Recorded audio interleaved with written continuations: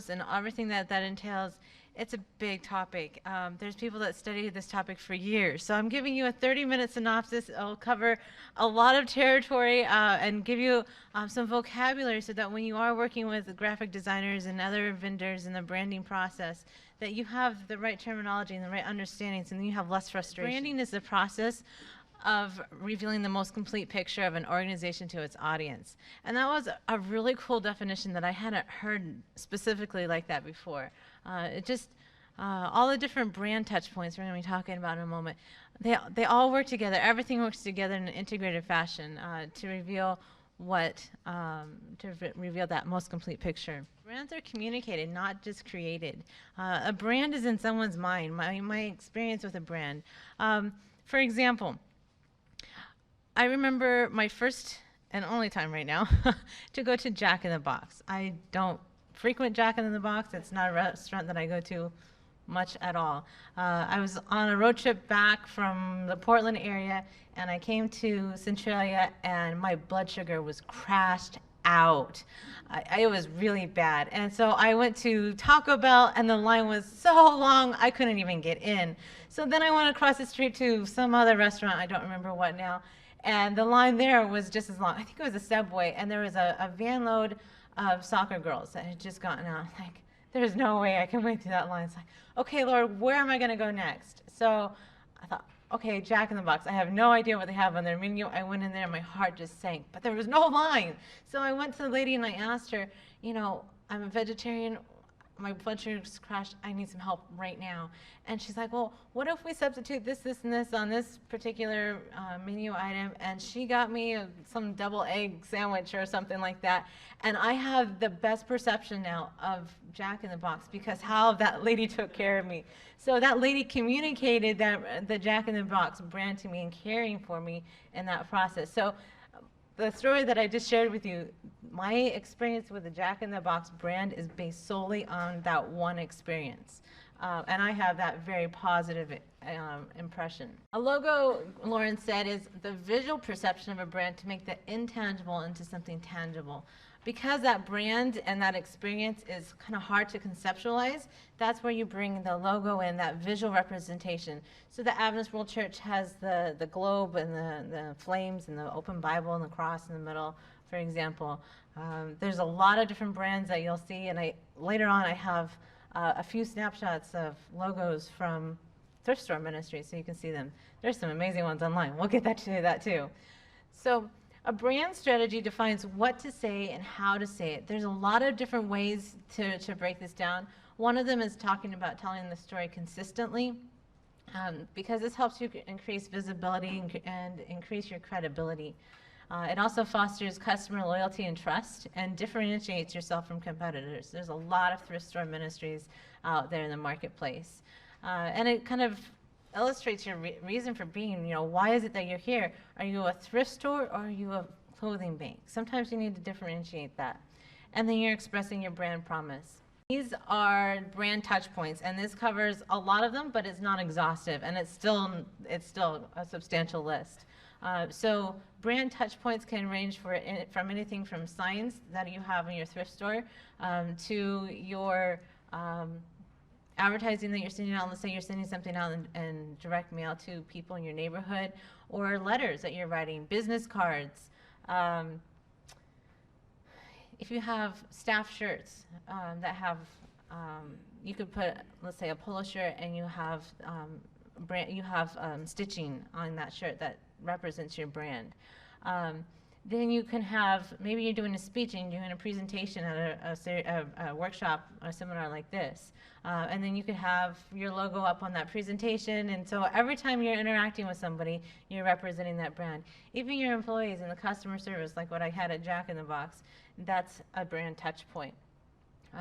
Social media and websites are right up there as well. We're not talking specifically today about how to do the marketing and promotion side of things, the communication side of things. We're talking more on the visual side today. But those are really important as foundation elements. I just heard last week at that Society of Adventist Communicators that not only is your website important to have, but also social media. And you have a lot of different responsibilities as thrift store ministry leaders and community service leaders, and I don't know how you do it all. So that's how you need to empower other people to join you in that process. You don't necessarily have to do it all. You just need to oversee it all. You can empower others to help you out. And having some vocabulary in this area will help you manage that better. Okay, and then a quote from Alina Wheeler that I really liked. Each touch point is an opportunity to strengthen the brand and communicate its essence. So here's some of the visual vocabulary that is frequently used by graphic designers when you're talking with them. Basically what I'm trying to do here is give you a framework so that you can do your homework and take your homework to a graphic designer and get a better result back. When you're designing a logo, when you're putting together your brand package, it's not a journey you want to go on alone, nor do you need to go on alone. You can go with this together. You can bring in different vendors, but the more vendors that you bring in, let's say you bring in a brand strategist, you bring in a marketing professional and a social media professional and a sign company, and the list goes on. They're all going to have a different interpretation unless you give some direction. So we're going to work on that here. So with your visual vocabulary, there's your logo. That's the essence of a brand. It's usually something that's timeless and not overly literal, so it's a symbol. Then there's images. So this is your photography. This one of the examples that we saw last week. If you look through, let's say, Pottery Barn catalog, if you look at all the photos, they all have a similar tone and color to them. Typography, that's the font. So there's one font up top for visual vocabulary, and that's big font, and that's to call your attention, and then there's information in other fonts and colors.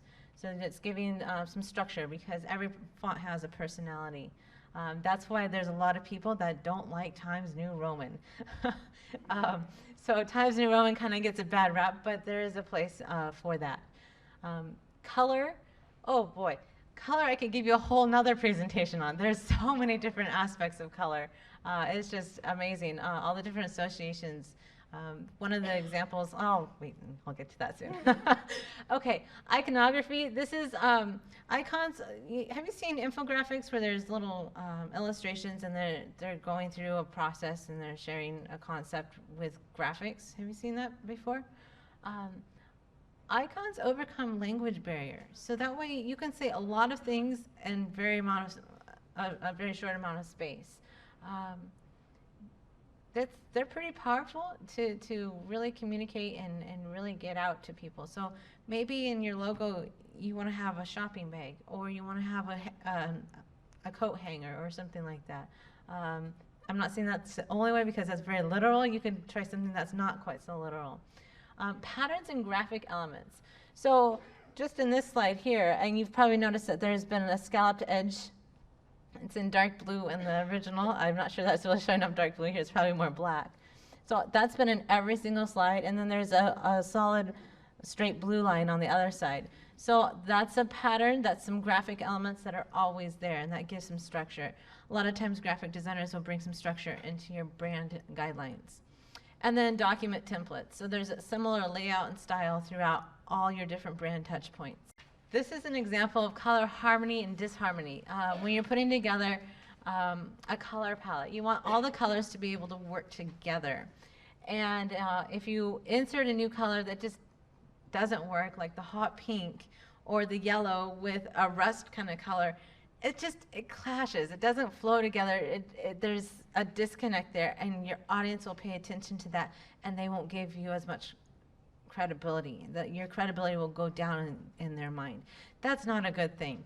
So picking a palette of colors to work with and working with your graphic designer on what colors are going to work best, that will help aid in that process.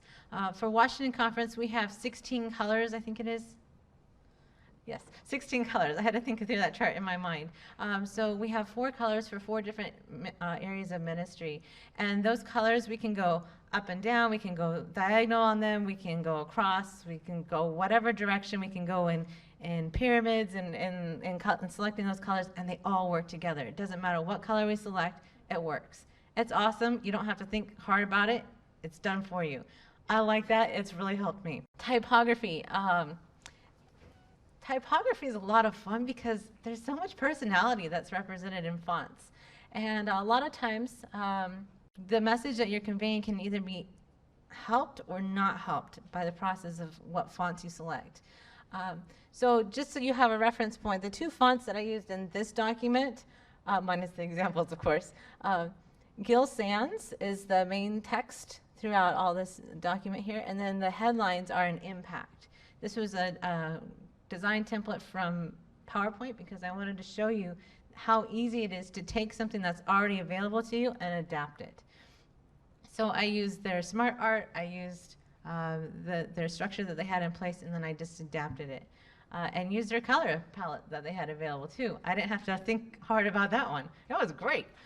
Okay, so serif fonts, they have a little ends at the end of the characters, and they're really good for conveying information. And so when you're reading a book or you're reading a magazine article, you're going to retain that information more and better when you read it in a serif font. Sans serif fonts do not have any little squiggles at the end of characters. And they are considered more modern, and they're often used for headlines. And so they're used a lot of times for quick attention, but people don't always remember sans serif fonts as much. That has changed a little bit because our society has become a little less formal, and so we're more used to seeing sans serif fonts now. Serif fonts are good for printed matter, and sans serif fonts are really good for websites. So on websites, and this is where our reading habits have changed, on websites, we are used to seeing things in Arial or Verdana or something like that, and so we're used to that now, and we're used to glancing and scanning over content. And then there's cursive or script or display fonts that are sometimes called. And these are scripts that are sometimes easy to read and sometimes hard to read. You'll notice, I think it's the fourth one down, it's Palace script. All these fonts are the exact same size, but you can hardly read Palace script. I have to tell you that it's Palace script. So if you took Palace script up to, let's say, 72 points or 150 points or 300 points, you might be able to read it better, easier, attract attention, and then present the rest of your content in, let's say, Cambria or something like that. So here's the goals of typography. You want it, whatever font that you select for your brand, typically you're going to have a sans serif, a serif, and a script, a cursive script for that. So you're wanting to make sure that it's going to be readable, that it's going to be legible, that there's some visual hierarchy, so there'll be different sizes of those fonts that are represented there. The context where it will be used, if it's going to be flexible enough to be used in print and on web and still be readable. The range of applications, so trying out a font on a newsletter page or a web page or a postcard or a brochure. Does this look good on screen? Does it look good printed? Is it going to be understood by my target audience? And then the balance of display and text fonts, the display fonts are those cursive ones we were just talking about. And then the size of the font family and application of the font family. So this is where you have, everything from size, let's say 6, all the way up to 600. I think some fonts max out at about 600 points. Some of them 400, some of them more. If you're needing to do billboard size, that's a whole nother arena. And there's ways to get those fonts even bigger. Your sans serif fonts will work better, bigger. That's why you see a lot of sans serif fonts on billboards. So once you're working through your homework, and we'll talk just a little bit more about that, your designer is going to be giving you and helping you create some brand guidelines. This usually is presented to you in a book, a PDF document, and this helps you to manage your brand. So I wanted to give you a list of kind of what to expect in this brand guideline document. You're going to have logo guidelines, how to use a logo, how much space to have around the logo so it's not tight and squeezed into a space, so it has enough breathing room. It's going to have a color palette. I'll tell you what typography, what fonts that you should be using in association with your brand, and you should always be using those fonts, not other ones. Brand characteristics, image style, so the style of your all your images, if you're going to go with a certain color or theme. Tone of voice when you're communicating and writing. Are you going to be super friendly? Are you going to be formal? Are you going to be somewhere in between? Editorial guidelines, we'll talk more about that tone of voice. You can also list your mission, vision, and values, so you have a context, a reference point. When Voice of Prophecy, who's coming here this next spring to do evangelistic meetings, when they sent me their logo file in last June, when they sent me their logo file last June, they sent me their brand guidelines as well. And it's maybe a 6 or 8 page PDF document, so I know exactly how to use their brand, and I know how to help protect that brand. And I think they include in their mission, vision, and values. I need to go back and double check that. And then usually there's examples of the logo in action, whether it's on apparel or on a printed page or on a website or something like that. Brand guidelines are awesome because it just helps direct your cause and your effort in communication. So I also wanted to share with you a little bit about the brand identity process. And in your research phase, that's where you are clarifying your vision and your strategy, your goals, your big idea, what it is that you're wanting to do with your thrift store ministry, and looking at your market research to see who are your competitors and how can you best minister and, dare I say, compete in that marketplace. So it is a business endeavor, and so you do need to look at your market research. Is this really meeting the needs of people around you? Maybe you're in the wrong location, so you have to consider location as well. Maybe you aren't near the location where you're going to best meet people's needs. So then, after you've done your research, then you can clarify your strategy, your synthesizing, there we go, your learnings and clarifying your strategy, and then this is where you write your brand and creative briefs. I have more guidelines on that in a moment. From there, you can take that information, give it to a graphic designer, and begin designing your identity. And there's usually some give and take and back and forth conversation. There's usually not too many rounds of that. It's usually 1 to 2 rounds that you're allowed before you start getting charged extra. So having your strategy, your brand, and creative briefs defined will help make that process a whole lot easier, and the graphic designer will sing your praises. That's my goal for you. So then they're helping you visualize that big idea, and the more leeway that you give them, the better. But it is okay to even take sketches. I just did this on a piece of scratch paper last night. And you can take sketches of concepts, of ideas, and that will give them a little direction. So I have a t-shirt here with a heart on it. I have a hanger with thrift store kind of hanging below it with safety pins. I have a laundry pen that's kind of holding a line that says super thrift. I was not very creative with my names last night. Sorry about that. I have a 3D bag that says store name. I have a flat bag that says thrift store on it. And then I have a pennant line and that says closed with love. So you can look on Google Images and find lots of ideas and inspiration. So this is the beginning point. These are not refined. This is just a beginning point. I can give this to the graphic designer, say, hey, here's some initial thoughts of what I've been thinking, come up with something better. This gives them some direction. They love it. You're set, pretty much. A lot of times, I've seen a lot of ministries where they'll go with like the $5 graphic designs and logos. I think one of them's called like Fiverr or something like that.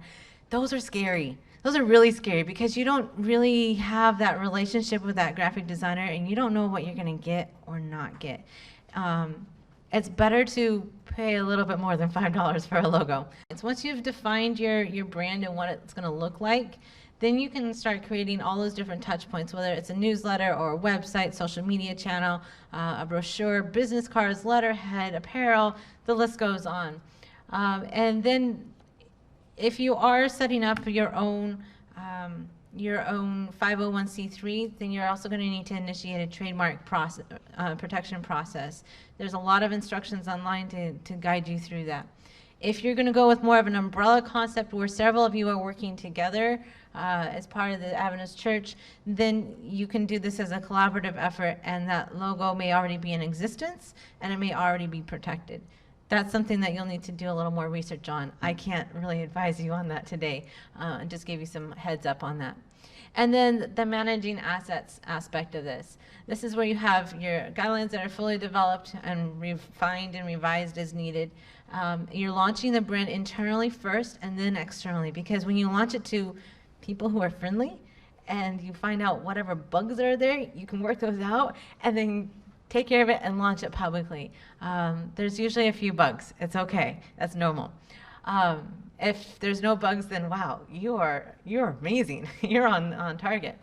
And then you want to nurture brand champions, people that are going to take your brand forward, that are enthusiastically going to wear their hat or their tie or whatever it is, even a handbag or something.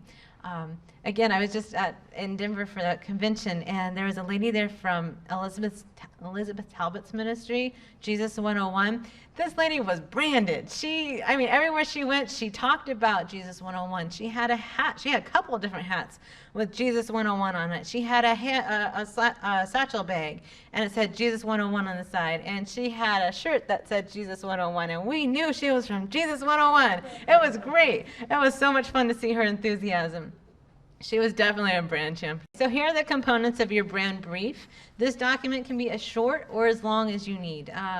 I've seen examples that are 1 page. I've seen examples that are 100 pages. So that kind of gives you an idea.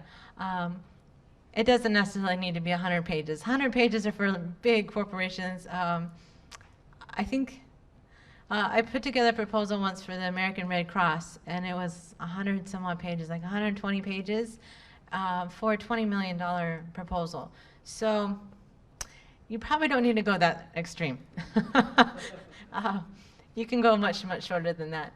So your brand brief is going to start typically with your mission and vision, and you're going to be clearly stating that. And then you'll go and you'll list your key services and products that you're going to be offering. It's helpful to list your competitors. You don't need to have an exhaustive list, but at least three of your immediate competitors, so you kind of can keep tabs on them, watch them on social media, see what comes out in the newspaper, see what comes out in your mailbox. Why you? Why your thrift store? What value are you adding to the community? So stakeholders you can list in this kind of circle as well, and it's really helpful to keep track of who are you reaching out to, who do you need to have in your circle of communication. That might be boards and committees, it might be neighborhoods, it might be your church members, it might be city government leaders, it might be other nonprofits. Listing those will be helpful so that you make sure that you're communicating with the right people. And then your value proposition, that again kind of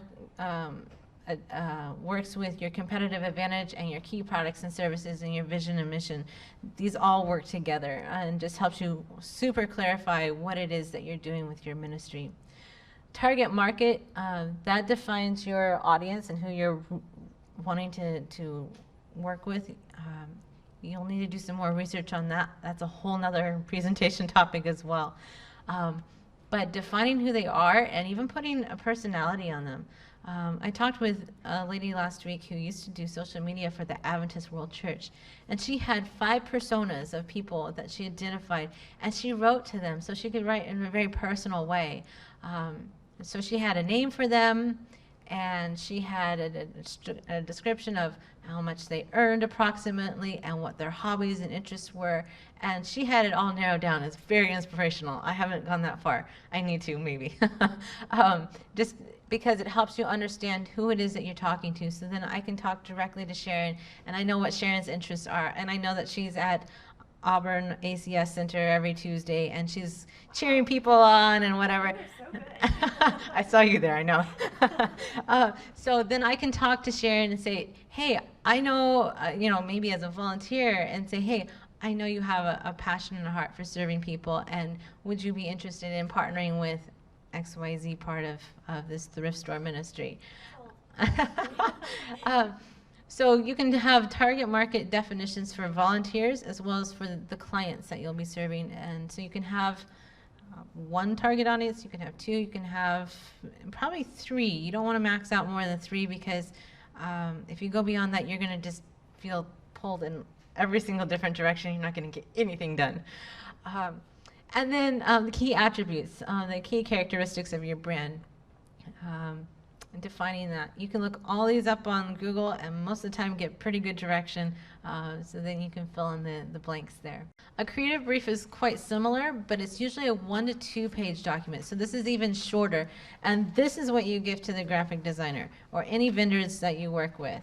It's your creative roadmap. So you're typically going to start at the top with your project title, and then go around the circle from there. So then you'll be ending with your creative plan. So by going through this process, you'll create your creative plan. Typically, this represents some sort of a challenge to address. What's your problem? What's your big thing that you're trying to solve?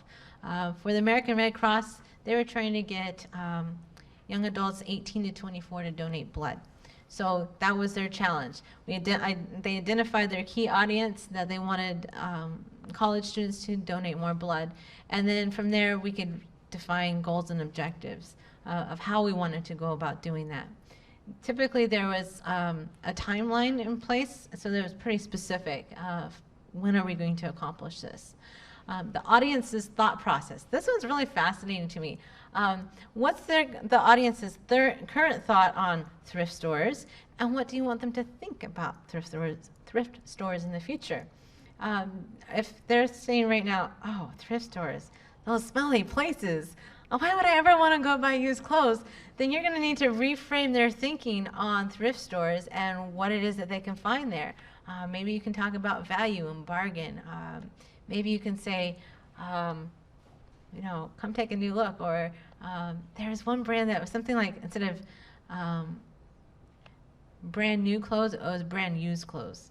And so it was really, really clever how they were helping to change the audience's thought process. Typically, you're going to have a call to action. What is it that you're wanting your audience to do to come to the thrift store to help a greater cause? You can have multiple call to actions, but you need to take just one call to action at a time in any of your communication of your brand. And then your brand essence. This is essentially your elevator speech, your 15-second talking point, so that when someone says to you at a meeting, in the elevator, at a seminar like this, what is it that you do? What are you all about? There you go. There's your one-sentence synopsis or paragraph synopsis if you are writing it or talking it. And you have that in your head, and you have it on paper, and you can give it to the graphic designer, and they can run with it. And so then you're putting together all the guiding principles for design and execution. You've gone through this process, and you have your creative plan put together. I wanted to give you a little bit of logo vocabulary.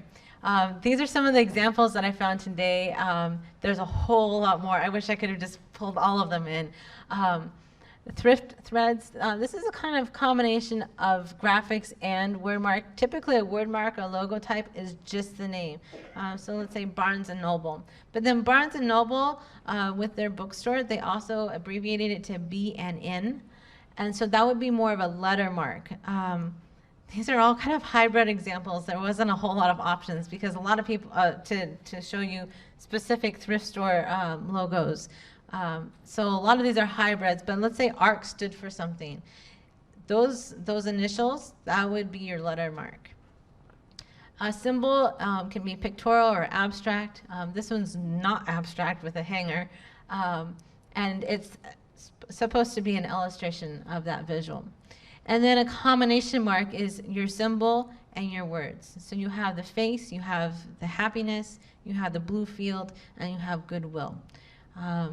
Usually when you're putting together your logo, you're going to want it in color as well as in black.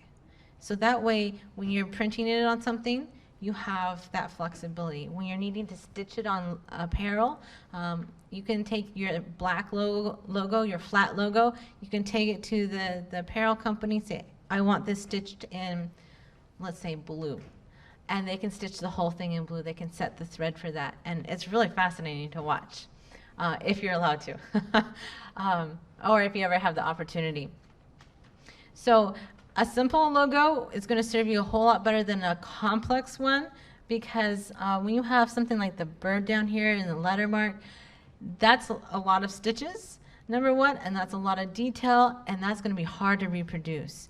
So it's better to go with something like the hanger or the face, because that's going to be a whole lot easier to produce, whether you're silk screen and printing it, whether you're stitching it, whether you're putting it on a website or a printed matter.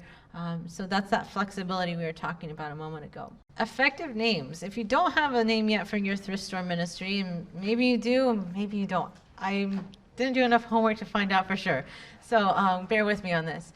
Effective names need to be distinct and memorable. They should be long lasting, something that's going to, survive for 10, 15, 20 years or more, however long God allows your ministry to go forward. If it's super catchy, cool, trendy, it may not be as relevant or it may not have the same connection in even 2 years with your target audience. It may turn them off instead of bringing them in. So you want to be very purposeful with it. And then there's a lot of brands, particularly big brands, that as they're expanding and offering more services, then they're adapting their name and to their new areas. So that's a lot of times where you have your umbrella ministries. That's good and bad. Let's say with a thrift store ministry, you also wanted to add a food bank to it, and then you wanted to add medical services to it, and then you wanted to add and add. Well, that's great. You're expanding your reach, but is your name going to reflect that? So if you're sticking with just thrift store or ministries, which says nothing to our community, you need to really be careful on how you define that. So making sure that hey, maybe someday my big idea is to expand and do something like Pack Center down in Portland where they have all those different things. Keep that in the back of your mind.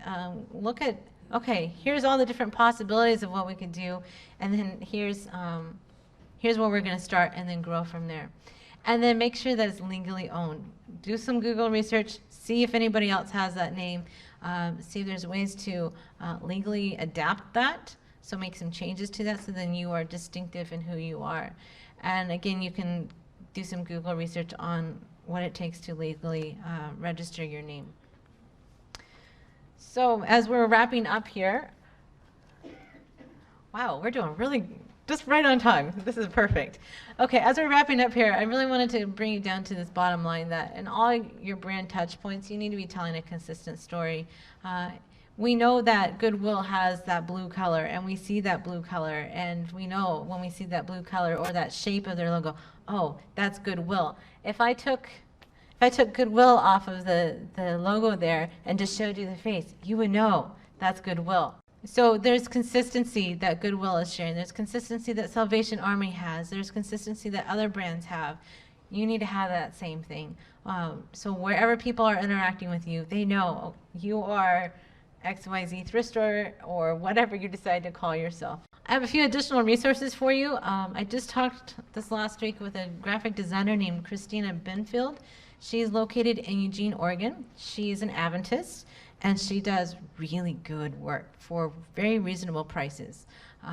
Very personable. She'll walk you through the process. She likes to provide you with some education along the way so that you have similar terminology that you're working on. She's a good person to work with. I know there's a lot of other good people to work with. I just haven't vetted them out completely and fully to give a full recommendation. I've talked with her professionally and personally, and I'm very confident in her skills and abilities. The books that I referenced in the presentation today, you might be able to find them at your local library. You don't even have to go buy them.